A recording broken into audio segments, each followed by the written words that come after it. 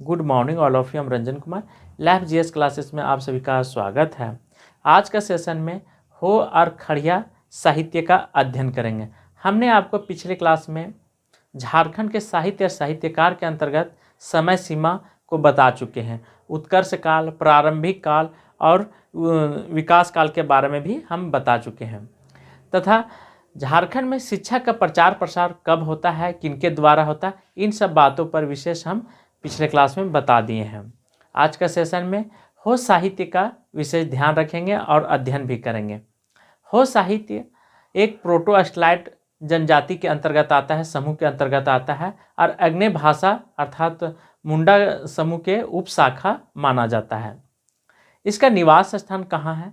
तो इसका निवास स्थान कोलांचल प्रमंडल और रांची में अधिक जनसंख्या में पाए जाते हैं, जिस कारण किताबों में चाहे कहीं भी आपको अधिक दो ही मतलब जगह का नाम देखने को पढ़ने को मिलता होगा, लेकिन विभिन्न क्षेत्रों में भी पाए जाते हैं।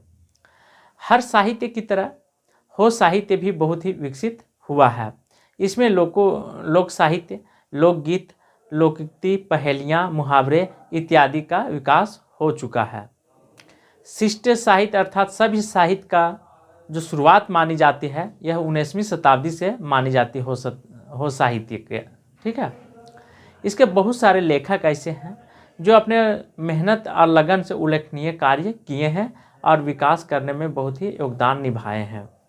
जैसे जगदीश चंद्र त्रिगुणियता जो है कि बहुत ही कम समय में अर्थात और एक सर्वाधिक उल्लेखनीय कार्य W.G. आचार्य के माना जाता है, जिन्होंने गीतों की संकलन करके हो दूर, उनका गीत का संकलन का नाम है हो दूर के रूप में देवनागरी लिपि में वो अपना साहित्य को निकालते हैं और इसीलिए इस साहित्य को महाकाव्य भी बोला गया हो दूर को। ठीक है, लिख लेंगे आप सभी लोग, हो दूर उनका साहित्य है, जिन्हें हो साहित्य के अंतर्गत इसे महाकाव्य कहा जाता है, जो देवनागरी लिपि में निकाली गई थी।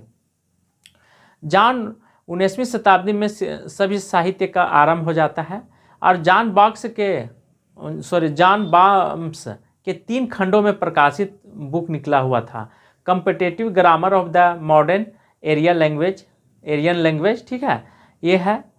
थर्ड है जो कि सेकंड है, यहाँ पे बुक देखिए, यहाँ पे है एस्थेटिक सोसाइटी ऑफ बंगाल आरेख में the chemical construction of the whole language. 1915 में लियोनल बोरोक ने निकाले थे। ये है बुक का नाम है इनका, लियोनल बोरो, ये लेखक होते हैं। ठीक है, यहाँ डॉग मिला लेंगे। और हो ग्रामर की रचना किए हैं। क्या किए हैं? हो ग्रामर की रचना किए हैं। इनका है, किनके द्वारा निकाला गया है? तो हो लियोनल के बोरो के द्वारा निकाला गया। 1930 में देखेंगे, 1930 में दोस्तों मैन के द्वारा, ठीक है, एक लेखक होते हैं मैन ऑफ देखिए, आपको उटपुटांग शब्द लगता होगा, आप सोचते होंगे कि ये सब, तो देखिए झारखंड में शिक्षा का जो प्रचार प्रसार हुआ था वह मिशनरियों के द्वारा हुई थी। इसीलिए जो बुक का लेखक का जो नाम आते हैं वो अंग्रेज के मतलब विदेशों के नाम अधिकतर आपको साहित्य के अंतर्गत देखने को मिलती होगी, पढ़ने को। ठीक है, तो देखिए सबसे पहले झारखंड में शिक्षा का स्तर बहुत कम था। कुछ लोग थे, अभी नहीं इतना कॉलेज खुल गया झारखंड में। पहले क्या होता था कि अधिकतर कॉलेज पटना बिहार में हुआ करता था और मेन सिटी में हुआ करता था, लेकिन अब हर जगह शिक्षा को बढ़ावा देने के लिए सरकार ने हर जगह पे कॉलेज और पुस्तकालय खोलने की निर्णय ली है। जो देश जितना शिक्षित होगा वह देश उतना विकास भी करेगा, ये ध्यान रखेंगे। जरूरी नहीं कि जिस देश में जितना नौकरी होगा तभी वह देश विकास करेगा, ऐसा नहीं है। जिस देश में जितना शिक्षित होगा, मतलब शिक्षा प्राप्त करेंगे लोग, उस शिक्षा, गुणवत्ता युक्त शिक्षा, सूक्ष्म शिक्षा, वह देश उतना ही विकास भी करेगा। जैसे आपके जीता जागता है इसराइल। ठीक है, मुंडारिक, आप देखते हैं 1930 में ऑफ मैन जो थे, ऑफ मैन के द्वारा निकला गया था इंसाइक्लोपीडिया, मुंडारिका का नाम था इंसाइक्लोपीडिया, जो कि 13 भाग में निकला था। कितने भाग में निकला था? 13 भाग में, ये ध्यान रखेंगे। सबसे युवा जो हैं वो हैं श्री सतीश कोड़ा ने रूमल की रचना की थी। ये वेरी इंपॉर्टेंट है, रूमल की रचना की थी। ठीक है, सबसे कम युवा हैं, मतलब युवा हैं सतीश कोड़ा। जो कि रूमल की रचना की है। यहाँ मैं लिख दिया ब्रैकेट में, युवक द्वारा, सबसे कम युवक द्वारा।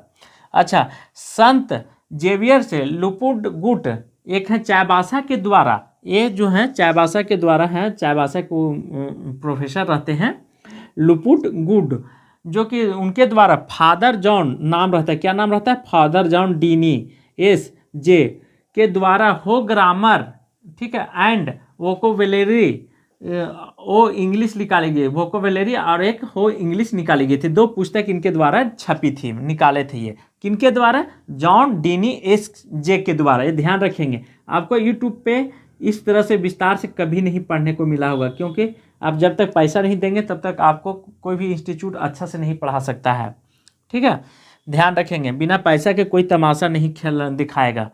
1970 ईस्वी में ट्राइब ऑफ सिंहभूम नामक पुस्तक सीपी द्वारा प्रकाशित हुआ था। कब हुआ था, 1970 1970 में ट्राइब ऑफ सिंहभूम नामक पुस्तक सीपी नाम है, जो सीपी द्वारा प्रकाशित हुआ था, ठीक है, इनके द्वारा प्रकाशन हुआ था।